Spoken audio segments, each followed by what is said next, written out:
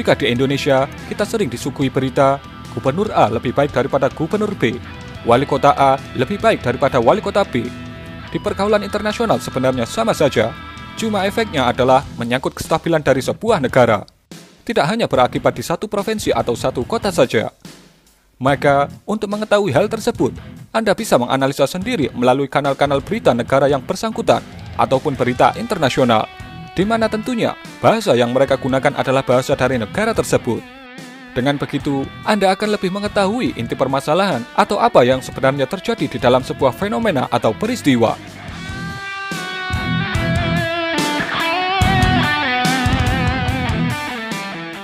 Hubungan antara Syiah dan Sunni sejak lama selalu berbenturan dan sulit akur. Keterlibatan peperangan antara keduanya dimulai sejak tahun 500-an Masehi hingga abad modern sekarang ini. Penyebab utama peperangan bukan hanya karena perbedaan konsep dan prinsip dalam beragama, karena kelompok Sunni biasanya membiarkan atau mengingatkan aliran lain yang menyimpang dari ajaran Islam. Tapi, peperangan dengan Syiah dan Iran disebabkan karena hal yang lebih besar daripada itu, yakni karena Syiah ingin mengganti dan mengusir kerajaan Arab Saudi sebagai penjaga dua kota suci, Mekah dan Madinah. Kemudian, setelah mencapai ambisi mencaplok Arab Saudi, Iran berniat melanjutkan berperang dengan Israel di akhir zaman berdasarkan pedoman kitab sucinya. Padahal dalam kitab Al-Quran Sunni, mereka akan memerangi Yahudi Isfahan dari wilayah Khurasan, yaitu Iran, yang menggunakan pakaian atau ciri khusus bernama Al-Tayalisa. Ini tentunya menjadi kontradiksi yang berlanjut antara Syiah dan Sunni. Menurut statistik, diperkirakan jumlah umat Syiah saat ini sekitar 170 juta jiwa. Mereka tersebar di berbagai negara di Timur Tengah, tapi terbanyak berlokasi di Iran.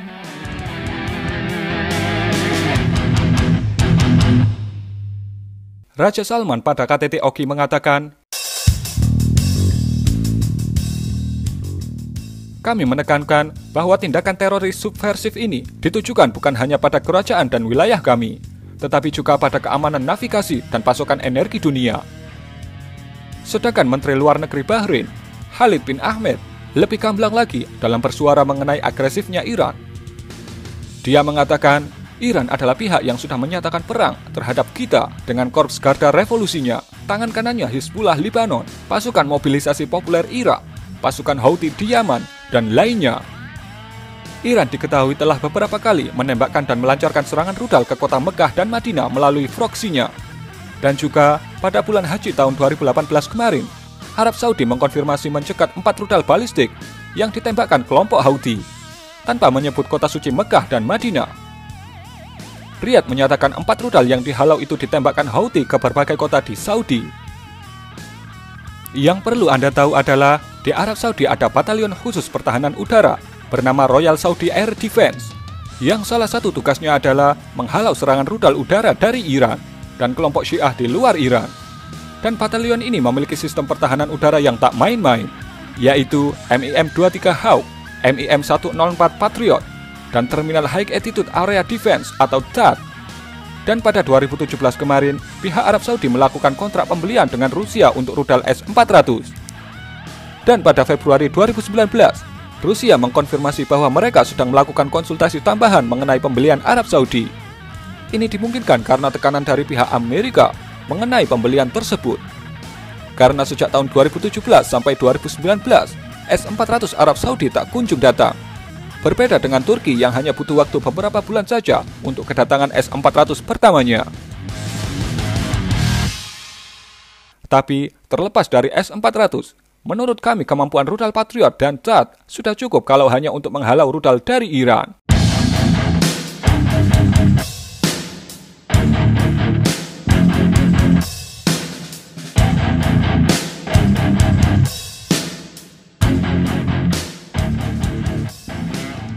Dan berikut ini adalah 5 sekutu Syiah dan penerima transfer senjata Iran.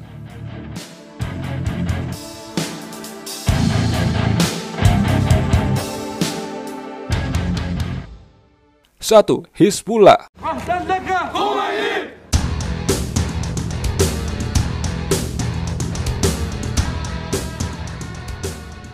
Hizbullah artinya Partai Organisasi Penolong Agama Tuhan. Hizbullah tinggal dan berada di negara Lebanon.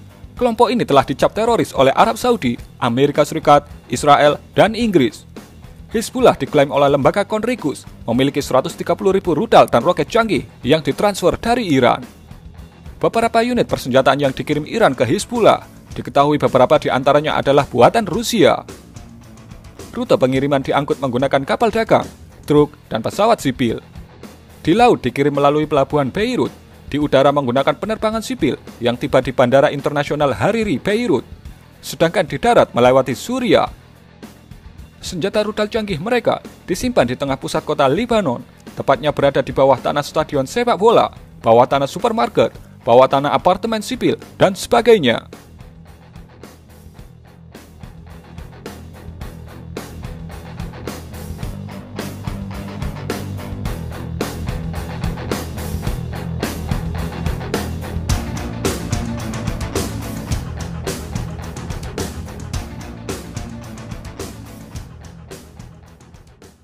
Dua, Hamas Palestina.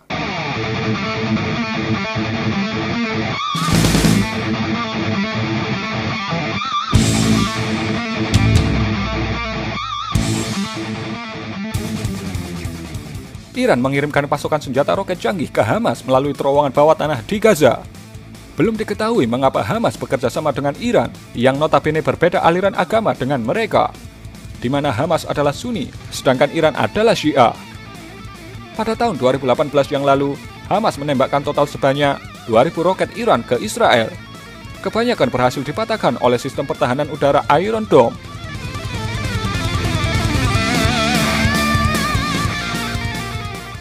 Tiga, Popular Mobilization Force atau PMF.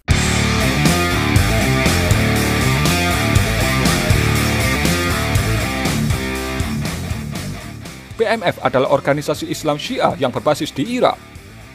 Kekuatan PMF memiliki jumlah sekitar 150.000 tentara. Saat ini PMF sedang berperang melawan Islamic State alias ISIS.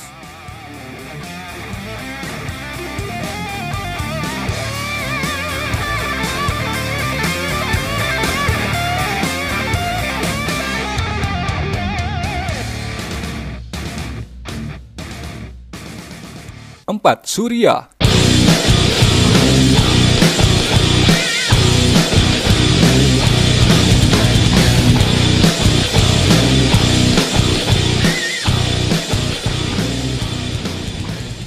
Negara Suriah dipimpin oleh Presiden Bashar al-Assad sejak tahun 2000.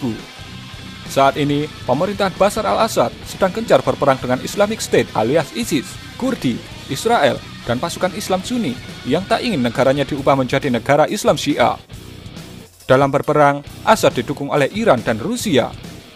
PBB menemukan bukti bahwa Presiden Bashar al-Assad telah membunuh lebih dari 10.000 orang pesaing politiknya, serta rakyatnya sendiri dari kalangan Sunni di tahun 2000-an, sehingga Assad masuk dalam daftar hitam kejahatan dunia oleh PBB. Menggunakan cengkraman kekuasaan kepresidenannya, Assad secara terus-menerus mengerahkan kekuatan militernya. Walhasil, lebih dari 370.000 nyawa meninggal dunia di Suriah. Tujuan utama Assad yaitu ingin mengubah status negara Suriah yang dulunya Sunni menjadi 100% tempat tinggal penduduk Syiah. Salah satu cara rezim Assad yaitu dengan mengusir penduduk Sunni, memerangi daulah Islamic State, dan memerangi pasukan Islam Sunni melalui bantuan serangan udara Rusia. Fakta yang perlu Anda ketahui adalah sang macan di Timur Tengah dulunya di tahun 90-an adalah Irak. Tapi ketika Irak hancur lebur setelah perang, macan Timur Tengah di tahun 2000-an adalah negara Suriah. Dan hingga detik ini, negara Suriah masih terus bergejolak karena dukungan Iran dan Rusia di kubu Bashar al-Assad.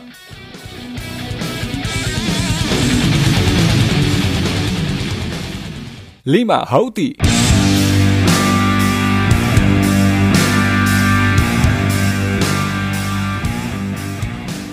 Terakhir adalah Houthi Yaman. Rute pengiriman pasokan senjata dari Iran ke Yaman melalui jalur pelabuhan. Senjata yang dikirim Iran untuk kelompok Houthi meliputi senapan AK-47 dan rudal-rudal canggih berpresisi.